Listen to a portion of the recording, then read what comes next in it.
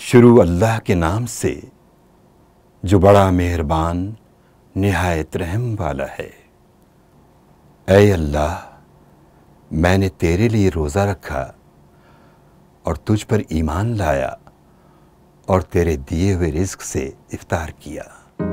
Sir on record है, आ जाएं। तुम तो बहुत ही ज़्यादा अनाड़ी हो।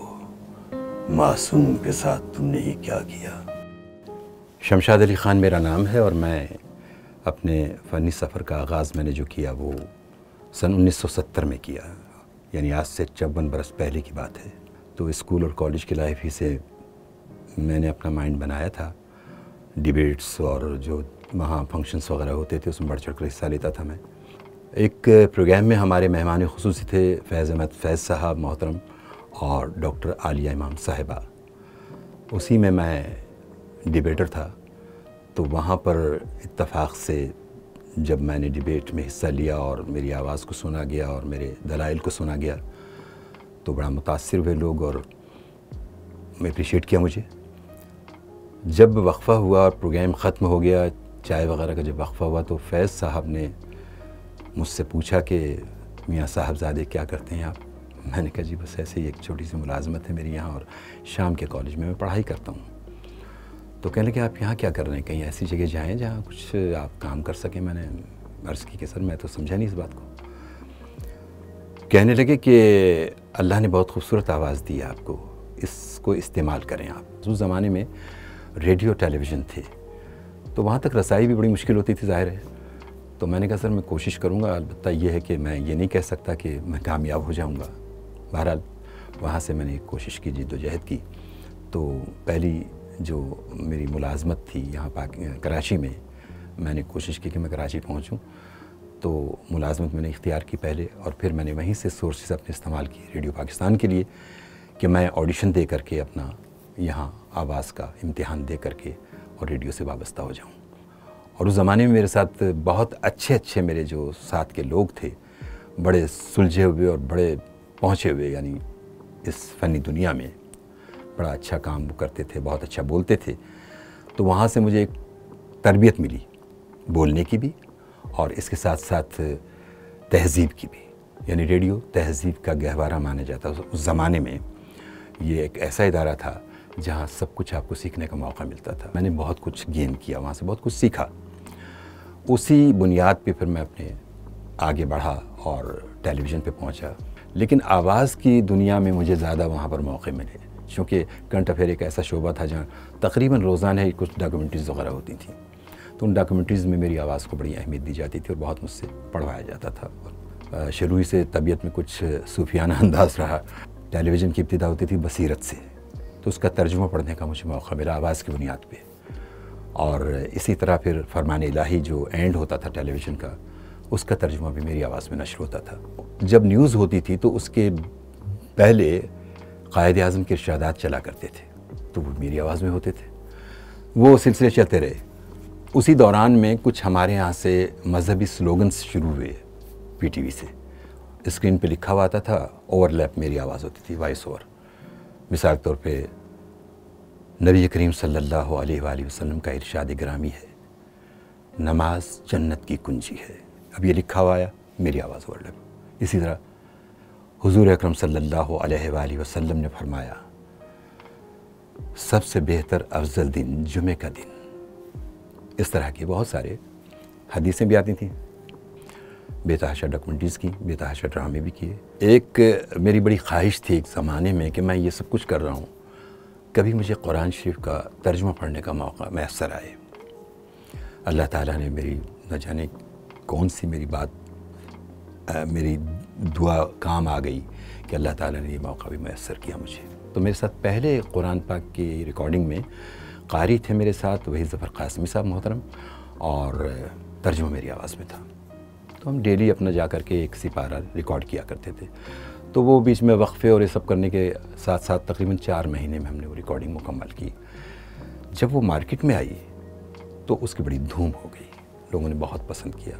उसके बाद ये एक सिलसिला शुरू हो गया। बहुत से क़ुर्रा के साथ फिर मैंने लाइव रिकॉर्ड किए और बहुत से उन्होंने डब किया मुझे, यानी बाहर के जो ममालिक के जो हैं, मसलन इमाम काबा के साथ मेरी आवाज़ डब हुई कुरान के तर्जुमे में। अब्दुल समद बासित मरहूम मिस्र के जो कारी थे हमारे मोहतरम, उनके साथ मेरा पूरा कुरान डब हुआ। इसी तरह मशहदी साहब और बहुत सारे क़ुर्रा हज़रात में, कोई 20-22 की तादाद में। मुझे सबसे ज़्यादा जो खुशी हुई है वो ये हुई है कि हमारे यहाँ कराची में ऐसी एक आपकी तरह साहब इंटरव्यू ले रहे थे, तो मैं बड़ा जज्बाती हो गया उसमें। उन्होंने मुझसे कहा कि शमशाद साहब, हम वादी हुसैन जब पहुँचे हैं तो वहाँ पर हमें हैरत हुई पहुँचकर। मैंने कहा क्या? कहने की जैसे एंट्री दी हमने तो माशाल्लाह आपकी आवाज़ इतनी खूबसूरत लग रही थी वहाँ पर, और तिलावत के साथ तर्जुमा चल रहा था आपका। पता ही चला कि वहाँ 24 घंटे सुना जाता है। तो मैं ज़रा जज्बाती हो गया। मैंने कहा भाई ये तो बहुत बड़ा, और फिर मैं गया भी, मैंने ख़ुद भी सुना जाके, उस कई मौक़ों पे मुझे भी मौके मिले जाने के। तो मुझे वहाँ बहुत अच्छा लगा। यानी दुनिया में काम तो बहुत सारे होते हैं, जो प्लानिंग वहाँ की और वो जो वहाँ सिस्टम और वो जहाँ का माहौल, इन्वायरमेंट बड़ी अपील की मुझे। मैंने कहा माशाल्लाह। तो मैं ज़रा उस इंटरव्यू में ज़रा जज्बाती हुआ। मैंने कहा जी मुझे बहुत ही ज़्यादा इस बात की खुशी कि अल्लाह ताला ने मुझे चुना इस काम के लिए, कि दुनिया तो मुझे सुनती है लेकिन ये मदफून, ये बस्ती है, इसमें मदफन लोग, उन तक मेरी आवाज़ जा रही है। हो सकता है कि अल्लाह ताला इसी बहाने मेरी मग़फ़िरत फरमा दे और मुझे बख्श दे। बाकी दुनियादारी के जो दूसरे काम मैंने किए हैं वो भी अपनी जगह हैं, लेकिन उसमें भी ये एहतमाम रखा गया कि मैं कोई ऐसे काम की तरफ ना चला जाऊं कि ये इसका तक़द्दुस मजरू हो जो काम मैं कर चुका हूं। ब्रॉडकास्टिंग का नेशनल एक्सीलेंस अवार्ड मेरे पास है, जो सन 2000 में सबसे पहले मुझे मिला था। वहाँ जब मैं अवार्ड ले रहा था तो मैंने शुक्रिया अदा किया, तो सेक्रेटरी साहब ने कहा 1-2 मिनट मैं बोलना चाहूँगा। मैं भी हैरान हुआ, उनका ना जाने क्या कहेंगे। कहने लगे देखिए जी, शमशाद साहब को हम ब्रॉडकास्टिंग का अवार्ड तो दे रहे हैं, ड्रामे पे दे रहे हैं, लेकिन इनका एक बहुत बड़ा काम जो हुआ है वो मैं यहाँ बयान करना चाहूँगा कि इन्होंने जो कलाम पाक का तर्जुमा पढ़ा है वो बहुत खूबसूरत पढ़ा है। और मैं अपने रेडियो ब्रॉडकास्टिंग के तमाम लोगों से बात कहता हूँ कि इन्हें फॉलो करें शमशाद साहब को। यानी हमारे यहाँ जितने भी लोग पढ़ने वाले हैं या नशर करने वाले हैं वो इनको फॉलो करें शमशाद साहब को, इतना अच्छा पढ़ा है इन्होंने। वैसे तो मैंने ड्रामे खुद बहुत किए, लेकिन एज़ डायरेक्टर या एज़ जो कुछ मुझे आता था ड्रामे में, तो जिस स्टूडियो में हम बैठे हुए हैं यहाँ मैंने काफ़ी काम किया। इब्न सफ़ी बहुत बड़ा नाम है इंडो पाक में, बल्कि दुनिया में। लोगों ने सीखा उनसे लिखना। बल्कि मुझे यहाँ याद आता है कि कहीं मैंने सुना कि जावेद अख्तर साहब जो इंडिया के बहुत बड़े राइटर हैं, उन्होंने ये हवाला दिया कि जी हमने तो लिखना ही इब्न सफ़ी साहब को पढ़ करके सीखा है। खैर उन्होंने बहुत ही अच्छा लिखा और बहुत ही अच्छे तरीके से हमने कोशिश की उस प्रोडक्शंस में कि जिस तरह उन्होंने लिखा उसी तरह उसको हम रिकॉर्ड भी करें, और हुआ माशाल्लाह। वो काफ़ी नशर भी हुआ, वो बड़े लेवल पे हुआ, ऑडिबल से हुआ, माशाल्लाह नशर होता रहा। तो उसमें मैं यहाँ ये जिक्र करना ज़रूरी समझूंगा, जिन साहब ने इस पे इनिशिएटिव लिया था वो बहुत बड़ी बात है। हर आदमी इसमें नहीं। मैं रेडियो पाकिस्तान में 54 बरस मुझे गुजर चुके हैं, मैं अब भी हूँ। वहाँ किसी ने इतनी हिम्मत नहीं की कि इब्न सफ़ी पे काम किया जाए, जबकि बहुत ज़रूरी था इन पे काम करना। तो उन्होंने इनिशिएटिव लिया, हमारे ज़ैन मुक्की साहब जो मेरे प्रोड्यूसर भी और मेरे करम फरमा भी। तो उन्होंने जब हमारा राब्ता उनसे हुआ, उन्होंने अपनी ख्वाहिश का इजहार किया कि मैं इस पे काम करना चाहता हूँ। उनकी नीयत ये थी कि मैं कोई इससे बेनिफिट नहीं लेना चाहता, लेकिन कम अज़ कम मेरा ये जज्बा है कि एक ऐसी शख्सियत जिनको अभी तक लोगों ने रिकॉर्ड नहीं किया, तो मेरे हवाले से अगर ये काम हो जाए तो बड़ा, यानी एक अच्छे जज्बे के साथ उन्होंने सोचा। बाकी रेडियो के ज़माने में जो लीड कैरेक्टर्स थे वो बेतहाशा हैं मेरे, उनको कोई काउंट मैं कर ही नहीं सकता। माशाल्लाह बहुत मैंने काम किया वहाँ, और पाकिस्तान टेलीविज़न पे भी किया। अब रहा सवाल डबिंग का, तो डबिंग मेरे नज़दीक बहुत अहम शोबा नहीं था, लेकिन चूँकि अब वो अहम शोबा बन गया तो मैंने उस तरफ भी तवज्जो दी। वहाँ भी इत्तफ़ाक़ ये हुआ कि मुझे ऐसे ही किरदार मिले जो रूहानी एतबार से काउंट होते हैं। मसलन इब्नुल अरबी है, बहुत बड़ी रूहानी शख्सियत। इसी तरह शेख अदाबाली हैं, वो उनके भी शागिर्द और बहुत बड़ी शख्सियत। उस्मान में आपने सुना उन्हें, और अरतुल गाज़ी में इब्नुल अरबी आपने सुना। इसी तरह एक तहसीन पाशा बहुत ही अच्छा किरदार था। मतलब ये चंद किरदार ऐसे हैं जो काउंट किए जा सकते हैं। इब्नुल अरबी का जो किरदार था वो मेरी रूह में रच बस गया। उसकी वजह क्या है? बड़ा रूहानी किरदार था। रेफरेंसेस सारे के सारे कलाम पाक से, अहादीस नबवी सल्लल्लाहु अलैहि वसल्लम से, इन्हीं हवालों से वो पूरा बयान करते थे। अपने अर्तुल गाजी को जो गाइड करते थे या उनके रहबर के तौर पे उन्हें बताते थे, न जाने किसने इसे ज़ख्मी किया है, ये मासूम हिरन का बच्चा। आओ बेटा, आओ मेरे करीब आ जाओ, मैं तुम्हें देखता हूँ। तो बात यह है कि थोड़ा सा वो माहौल तो नहीं मिल सकता जो आपने स्क्रीन पे देखा या उस करैक्टर पे, उस चेहरे पे जो आवाज़ सुनी आपने। ये तो एक, चूँकि मुझसे बुलवा रहे हैं तो मैंने आपको एक थोड़ा सा बता दिया। इस वक्त बारबरोसा चल रहा है, ठीक है, वो पीटीवी होम से चल रहा है इस वक्त। उसमें मैं बहुत ही उसी नौइयत का करैक्टर है जो मैंने तहसीन पाशा, एक्चुअल एक्टर है उसमें जो तहसीन पाशा हमीद अब्दुल हमीद, सुल्तान अब्दुल हमीद में जो करैक्टर उन्होंने किया था, वही एक्टर है टर्किश का।